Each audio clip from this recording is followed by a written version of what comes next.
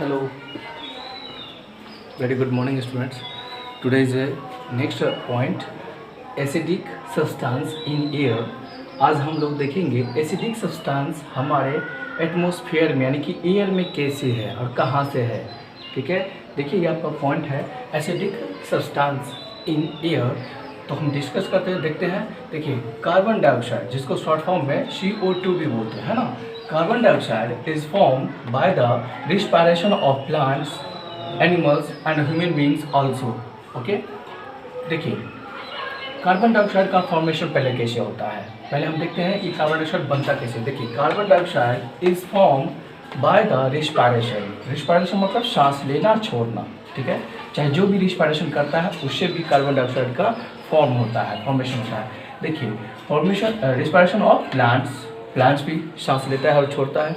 ठीक है, and animals, जानवर भी सांस लेते हैं छोड़ते हैं। And also by the burning of fuels.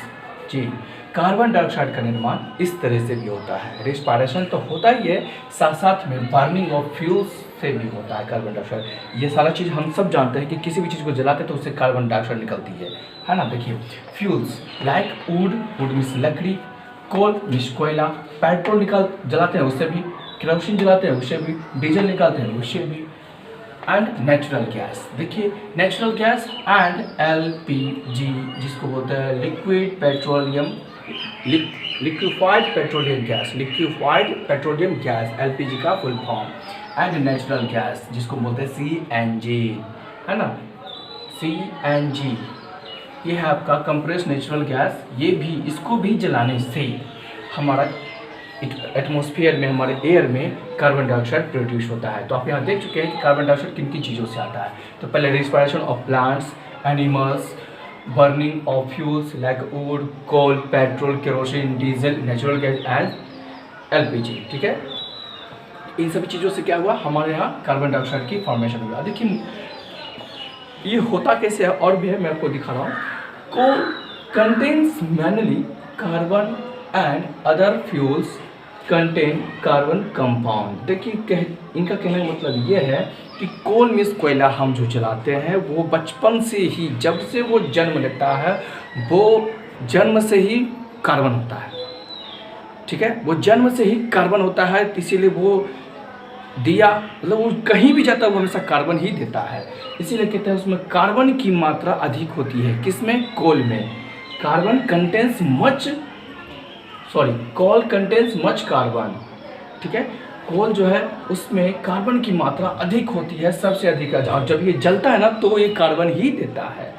कोल को जब हम जलाते हैं तो ये कार्बन ही देता है। And other fuels contains carbon compound. और दूसरा फ्यूल जो होता है, जिसको अभी जस्ट हम बोले फ्यूल, डीजल, पेट्रोल, केरोसिन, ये सब होता है ना, कार्बन का कंपाउंड होता है। कार्बन कंपाउंड मतलब कार्बन प्लस कोई और चीज़ मिल करके, है ना। कंपाउंड अभी आप पीछे क्लास में पढ़ चुके, पीछे वीडियो में देख चुके हैं कंपाउंड क्या होता है, मॉलिक्यूल्स क्या होता है, कंपाउंड रेडिकल क्या होता है। तो दूसरा जो फ्यूल और कुछ जलता है, हम किसी और फ्यूल का जब जलाने में यूज़ करते हैं तो वो कार्बन कंपाउंड का प्रोड्यूस करता है, निर्माण करता है। लेकिन कोल को सिर्फ जलाते हैं तो उसमें अधिक मात्रा में कार्बन ही प्रोड्यूस होता है, carbon compound, which give CO2 on burning, जो कि जलाने पर हमें क्या होता है, कार्बन डाइऑक्साइड का निर्माण करता है, वो हमें कार्बन डाइऑक्साइड देती है। Thus large amount of carbon dioxide are discharge into air. इस प्रकार से ये अधिक मात्रा में कार्बन डाइऑक्साइड का हमारे वातावरण में, एयर में,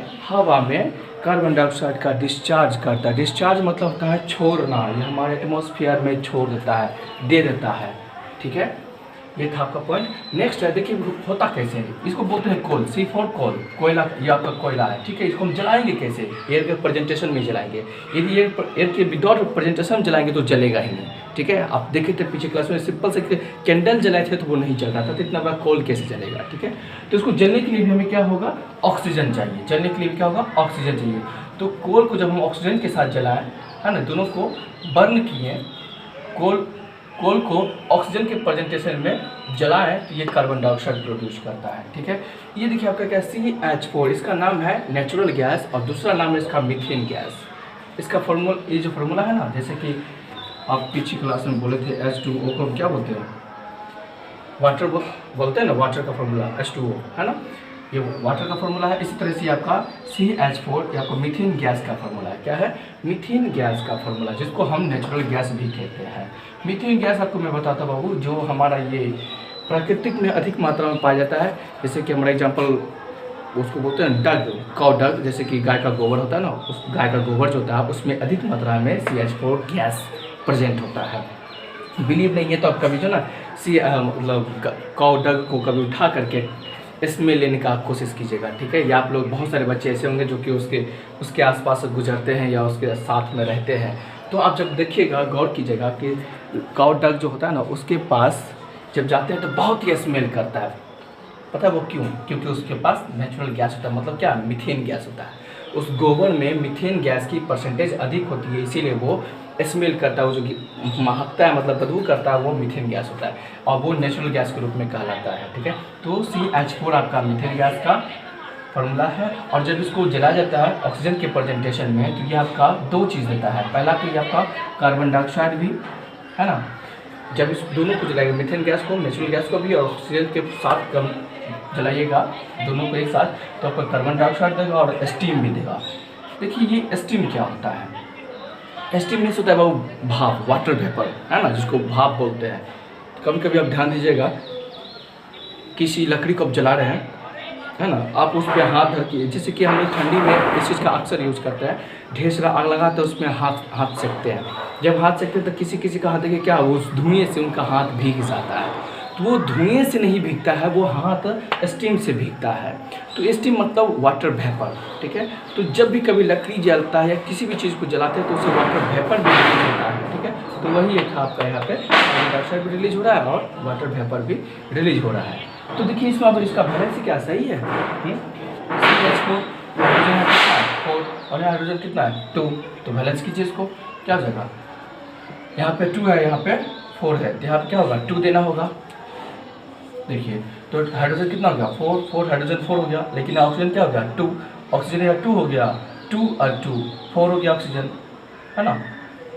2 और 2 4, ऑक्सीजन 4 हो गया। यहाँ ऑक्सीजन कितना है? 2 ही है, यहाँ पे ऑक्सीजन को 2 दे दीजिए, हो गया ऑक्सीजन 4, कार्बन 1, देखिए कार्बन 1 है, हाइड्रोजन 4 हुआ, ऑक्सीजन ये 2 और ये 2 4 हुआ, हो गया।